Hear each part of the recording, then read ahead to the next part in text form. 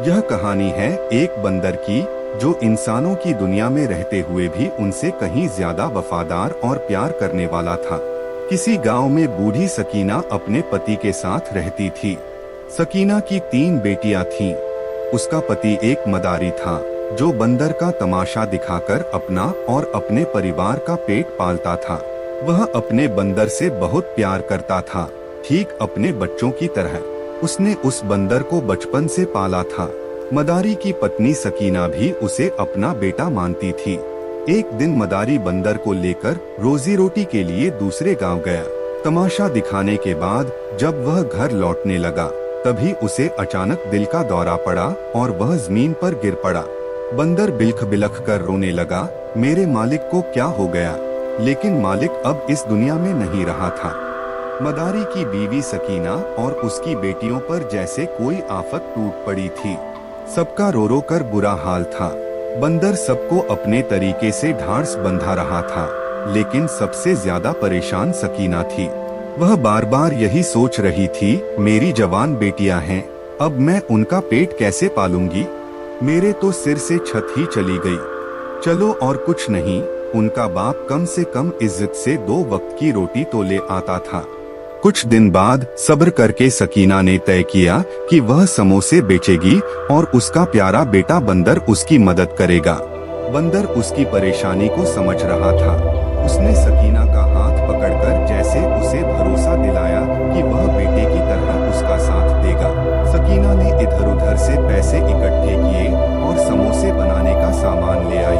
पूरी रात सकीना और बंदर ने मिलकर समोसे बनाए। सुबह हुई तो बंदर के सिर पर समोसे का थाल रखकर सकीना ने अपनी तीसरी बेटी को साथ लिया और बाहर निकली। तीनों बेटियां जवान और सुंदर थीं। रास्ते भर सकीना समोसे बेचने के लिए आवाजें लगाती रही, लेकिन उसकी बूढ़ी आवाज में उतना दम नहीं था। उसने गौर किया कि लोग समोसे नहीं, उसकी बेटी को घूर रहे हैं। बेटी घबराकर खुद को चादर में छुपाने लगी। तभी कुछ आवारा लड़के सकीना के पास आ गए। एक बोला, क्या दाम लगाओगी बुढ़िया? एक लड़का आगे बढ़ा और बोला। सकीना ने समोसों की कीमत बता दी। तीनों लड़के एक दूसरे के हाथ पर हाथ मारकर जोर जोर से हंसने लगे। अरे बुढ़िया, हम तेरी बेटी की कीमत पूछ रहे हैं, इन बेहुदे समोसों की नहीं जिन्हें ये बंदर उठाए फिर रहा है। ये समोसे तो इसी बंदर को खिला दे। एक लड़के ने जबरदस्ती एक समोसा उठाकर बंदर के मुंह में ठूंस दिया और दूसरा लड़का आगे बढ़कर सकीना की बेटी को पकड़ने लगा। सकीना और उसकी बेटी बुरी तरह डर गईं। बंदर को गुस्सा आ गया। उसने समोसे का थाल जमीन पर फेंका और लड़कों पर टूट पड़ा। लड़के डर गए। बंदर ने अपने लंबे नाखूनों से उन्हें घायल कर दिया, लेकिन खींचतान में बेटी के कपड़े फट गए और वह शर्म से रोने लगी। लोग तमाशा देखने इकट्ठा हो गए। लड़के भाग गए, लेकिन समोसे मिट्टी में गिर चुके थे और सब लोग सकीना की बेटी को घूर रहे थे। अब घर लौट जाना चाहिए, यहाँ रुककर क्या करें? सकीना ने दुखी दिल से सोचा और पलटने लगी, लेकिन किस्मत तो जैसे उससे रूठ चुकी थी। सकीना लौटने लगी, तभी उसका पैर फिसला और वह एक गड्ढे में गिर गई। उसकी टांग की हड्डी टूट गई। बंदर बेचैन हो गया। वह कभी गड्ढे में उतरता, कभी लोगों को इशारे करता, लेकिन कोई मदद को नहीं आया। आखिरकार वह खुद गड्ढे में उतरा और सकीना को बाहर खींच लाया। भीड़ में एक आदमी खड़ा था जो सब देख रहा था।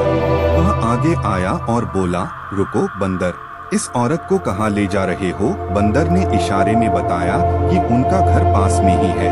आदमी ने कहा, मेरा ठेला पास में है, उस पर माँ को ले जाओ। उस आदमी ने उन्हें घर तक पहुँचाया और चला गया। सकीना की बेटियां उसे घेर कर रोने लगी।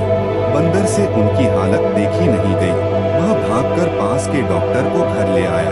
डॉक्टर ने कहा, सकीना की टांग की हड्डी टूट गई है, अब ये 3 महीने चल फिर नहीं सकेंगी।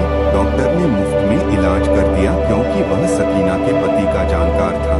सकीना अब चारपाई से नहीं उठ सकती थी। घर की जिम्मेदारी और जवान बेटियां, यह सब उसकी सेहत गिरा रहे थे। बंदर ये सब चुपचाप देखता रहा। अंत में वह बोला, अब समोसे मैं बेचूंगा।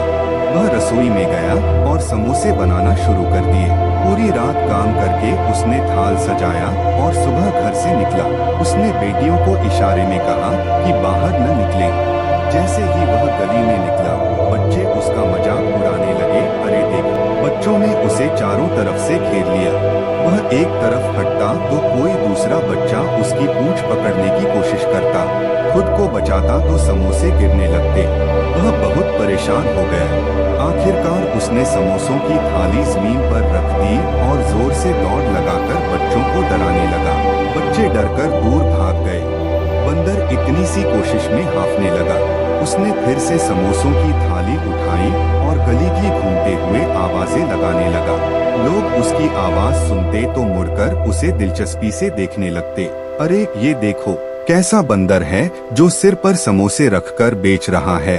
लोग रुक रुक कर तमाशा देखने लगे, लेकिन कोई समोसे खरीदने को तैयार नहीं हुआ।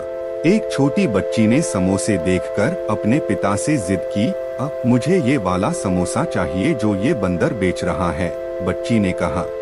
बंदर ने खुशी से समोसा उसकी ओर बढ़ाया, लेकिन बच्ची का बाप बोला, हाय कितना गंदा बंदर है, हटाओ ये समोसा, जानवर के हाथ का कौन खाता है। बंदर को बहुत बुरा लगा।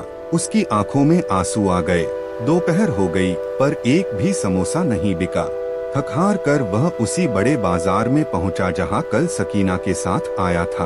बाजार में फिरते फिरते वो ग्राहक ढूंढने लगा, मगर कोई उसके समोसे न खरीदता, बल्कि लोग उसे हंसी का पात्र बना रहे थे और दूर भगा देते थे। शाम ढलने लगी।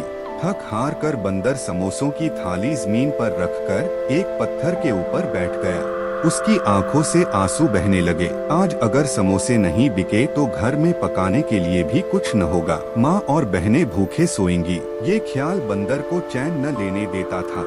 वो जानता था कि सकीना का कोई बेटा नहीं और ऐसे मुश्किल वक्त में सिर्फ वही था जो उनका सहारा बन सकता था। बंदर अपनी ही सोचों में गुम था जब अचानक वो चौकन्ना हो गया। कोई उसके सामने खड़ा उसे दिलचस्पी भरी निगाहों से देख रहा था। कौन हो तुम और ये समोसे उठाकर क्यों घूम रहे हो? किसी मदारी के पास से भाग निकले हो?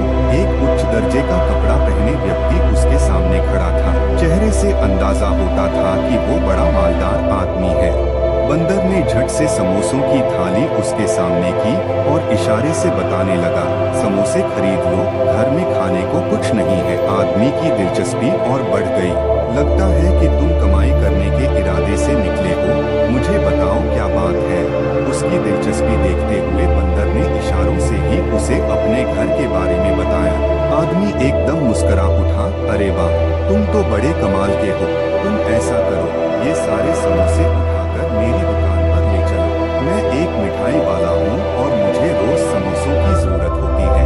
तुम्हारे समोसे देखने में तो बहुत अच्छे लग रहे हैं। आदमी ने एक समोसा उठाया और मुंह में डालकर चखा। उसके चेहरे के हाव भाव ही बदल गए। वाह, ये तो बड़ा मजेदार है, मैं ये सारे समोसे खरीद लूंगा। आदमी ने जल्दी से जेब से रकम निकाली और बंदर की ओर बढ़ा दी। बंदर की आंखें हैरानी से फैल गईं। उसने सारे समोसे लपककर उस सेठ की दुकान तक पहुंचा दिए। सेठ ने उससे पक्का समझौता कर लिया, अब तुम रोज मेरी दुकान पर समोसे दे जाया करो, मैं तुम्हें बदले में रकम दिया करूंगा। बंदर के लिए ये बेहद खुशी की बात थी। शाम ढल रही थी। वह रकम हाथ में दबोचे तेजी से दौड़ता हुआ घर आ पहुंचा। उसे यकीन था कि रकम देखते ही घर वाले खुशी से पागल हो जाएंगे, मगर दरवाजे से अंदर दाखिल होते ही वो बुरी तरह से चौंका, क्योंकि आंगन में सकीना की चारपाई के साथ ही एक कुर्सी पर एक व्यक्ति बैठा था। ये व्यक्ति कोई और नहीं बल्कि वही था जिसने कल अपनी थैली पर डालकर सकीना को घर पहुंचाया था।